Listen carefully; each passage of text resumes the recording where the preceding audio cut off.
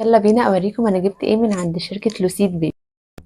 جبت استرولر البيبي بتصميم ايطالي من شركة لوسيد بيبي. فيها بطانة سميكة ومتبطنة كويس جدا ومريحة قوي للبيبي.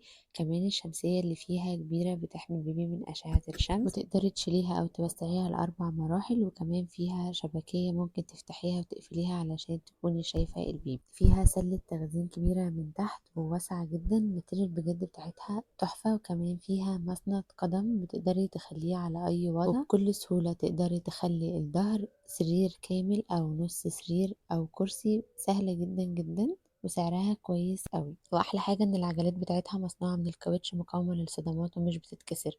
وفيها حاجز من قدام عشان البيبي ما يوقعش، وممكن تشيليه عادي. وبتتقفل وبتتفتح اوتوماتيكي بسرعة جدا وبكل سهولة، وتنفع للبيبي من اول ما يتولد لحد 5 سنين. احلى حاجة ان وزنها خفيف وسهل تتنقلي بيها، وكمان مناسبة تاخديها معاكي الطيارة. سهلة جدا في فتحها وقفلها، ووزنها خفيف جدا، وسعرها كمان كويس قوي.